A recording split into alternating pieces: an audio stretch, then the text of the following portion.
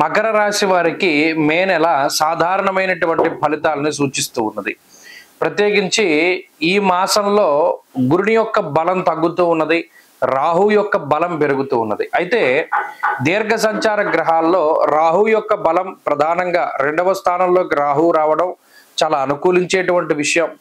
అయితే శనేశ్వరుడు కూడా 3య స్థానంలో యోగిస్తూ ఉండడం అన్నది అదృష్టం. అంటే ఈ శని రాహువుల యొక్క అనుకూలత అన్నది చాలా గొప్ప విషయంగా విశేషంగా చెప్పవచ్చును.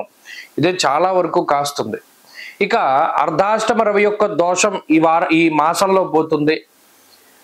అలాగే బుధుడు యోగిస్తున్నారు, కుజుడు మిశ్రమమైనటువంటి ఫలదాత. కాబట్టి మకర రాశి వారికి గత 2 నెలలుగా పోల్చుకుంటే 2 నెలలుగా ఏంటి దాదాపుగా ఒక 18 మాసార్ధత కుజ అంటే 2వ స్థానంలో రాహు యోగించి 18 సంవత్సరాలు అవుతోంది. 18 సంవత్సరాల తర్వాత మరలా రాహు 2వ స్థానంలో యోగించడం సౌభాగ్య భాగ్యం ఆరోగ్య అర్ధలాభం యశస్కరం, సంపద పెరగడానికి. మీరు గమనించండి, 18 సంవత్సరాల ముందు ఉండేటువంటి పరిస్థితులు ఏ విధంగా ఉన్నాయో తిరిగి రాహు వాటిని ఇస్తాడు. సంపద పెరగడం, ఉద్యోగం పెరగడం, సౌభాగ్యం రావడం, అంటే వివాహాది శుభ కార్యక్రమాలు, సంతతి కలగడం, ఇలా ఆనందదాయకమైనటువంటి ఫలితాలన్నింటినీ కూడా రాహు ఇస్తారు. వాక్ స్వాతంత్రాన్ని ఇస్తారు. భయపడుతూ మాట్లాడాల్సినటువంటి పరిస్థితులు ఉండవు ఇక మకర రాశి వారికి. ఏదనుకుంటే అది వారు ధైర్యంగా చెప్పగలిగేటువంటి స్థితిని రాహు ఇస్తారు.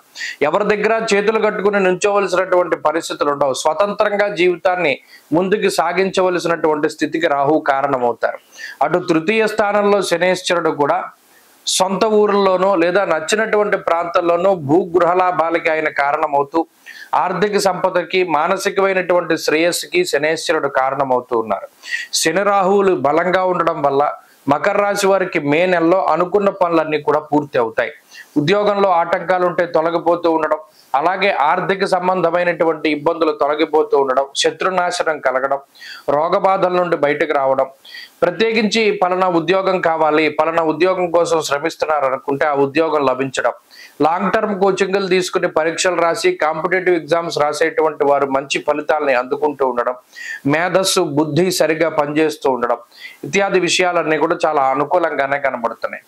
అర్ధాష్టమ రవి దోషం ఎప్పుడైతే పోతుందో గతంలో వాయిదా వేసుకున్నటువంటి పనులు, శుభ కార్యక్రమాలన్నీ కూడా చాలా నిర్విఘ్నంగా ముందుకు సాగుతూ ఉంటాయి. తీర్థయాత్రలకు వెళ్తూ ఉండడం, విందు విహారయాత్రల్ని చక్కగా అనుభవిస్తూ ఉండడం, ఇలా జీవితాన్ని ఆనందదాయకంగా గడుపుతూ ఉండేటువంటి పరిస్థితులు ఈ గోచార అనుకూలత వల్ల ప్రత్యేకించి మకర రాశి వారిలో కనబడుతూ ఉన్నాయి.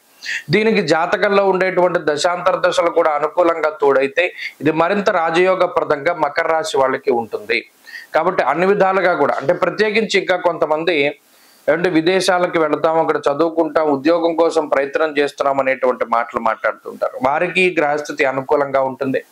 అలాగే కుటుంబపరమైనటువంటి ఇబ్బందులు, అంటే వీరు ఏదైతే ఒక ప్రపోజల్ పెట్టారో దానికి కుటుంబ సభ్యులు వ్యతిరేకంగా ఉండి ఒప్పుకోనటువంటి వాతావరణం ఉంటుంది. ఇప్పుడు ఈ గ్రహాల మార్పు ద్వారా మీరు కోరుకున్నదే మీ కుటుంబ సభ్యులు మీకు ఇవ్వడం, లేదా మీరు ఇష్టపడిందే మీకు దక్కడం, ఇటువంటివన్నీ కూడా జరుగుతూ ఉంటాయి. కాబట్టి అన్ని విధాలుగా కూడా, అంటే మానసికంగా శారీరకంగా ఇది చాలా అనుకూలమైనటువంటి సమయమే. మరింత అనుకూలమైనటువంటి ఫలితాలని మకర రాశి వారి ఈ మే నెలలో సాధించడానికి ఆంజనేయ స్వామి వారి యొక్క ఆరాధన క్రమం తప్పకుండా చేస్తూ ఉండాలి.